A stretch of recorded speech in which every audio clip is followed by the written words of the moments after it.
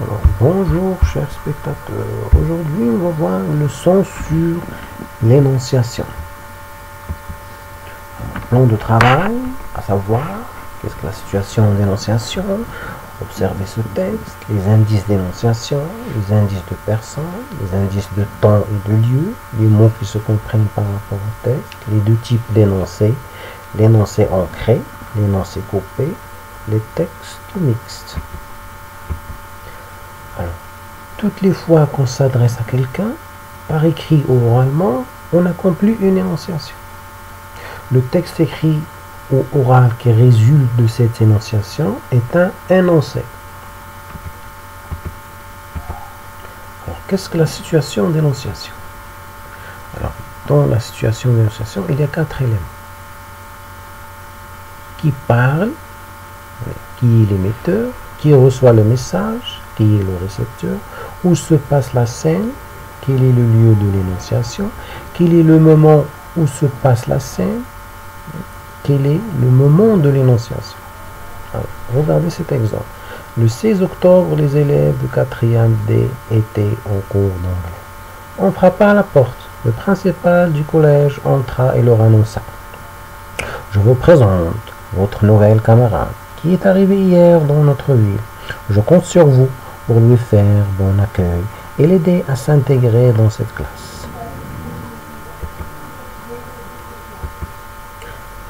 Relisez ci-contre le premier paragraphe qui introduit le dialogue. Le 16 octobre, les élèves de 4e D étaient en cours d'anglais. On frappa à la porte. Le principal du collège entra et leur annonça. Alors, sait-on qui a énoncé le premier paragraphe? Où et quand il l'a fait? Est-ce nécessaire pour comprendre cet énoncé? Les indices d'énonciation. Relisez ci-contre les paroles du principal du collège. Je vous présente votre nouvelle camarade qui est arrivé hier dans notre ville. Je compte sur vous pour lui faire bon accueil et l'aider à s'intégrer dans cette classe. Qui représente les pronoms je et vous? Peut-on comprendre les mots hier, dans notre ville, cette classe, sans avoir recours à la situation d'énonciation?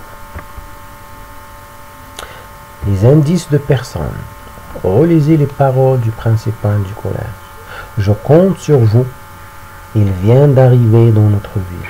Peut-on comprendre le pronom je si on ne connaît pas l'interlocuteur? Et l'adjectif possessif notre. Les indices de temps et de lieu. Relevez dans les phrases ci-contre les indications de lieu, les adjectifs démonstratifs, les indications de temps. Installez-vous ici, aidez-la à s'intégrer dans cette classe. Il est arrivé hier. Alors, peut-on les comprendre hors de la situation de l'énonciation? Les mots qui se comprennent par rapport au texte. Dans ce texte, relevez les pronoms personnels. À quelle personne sont-ils? Le 16 octobre, les élèves de 4e D étaient en cours d'anglais. On frappa à la porte. Le principal du collège entra et leur annonça. Peut-on les comprendre par rapport au texte? Alors, les deux types d'énoncés. Alors, en général, il y a deux types d'énoncés.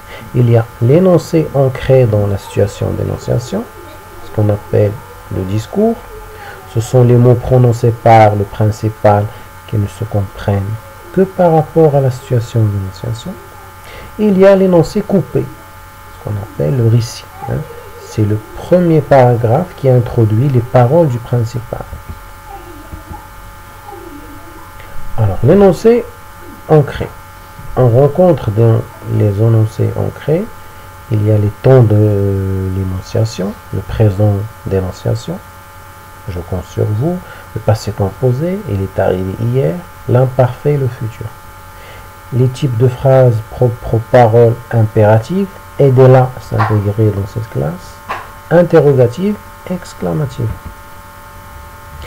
Pour l'énoncé coupé, on rencontre cet énoncé principalement dans les récits. Ce type d'énoncé ne contient aucun indice d'énonciation. Les temps du récit sont, on trouve le passé simple de narration, on frappa à la porte. L'imparfait de narration, les élèves de 4e D étaient encore mauvais. Le plus que parfait, action antérieure. Le présent de narration, le passé composé rend le récit plus vivant. Les textes mixtes. Alors, on peut trouver les deux types d'énoncés dans un même texte. Les dialogues insérés dans les récits sont des énoncés ancrés. Merci et à bientôt.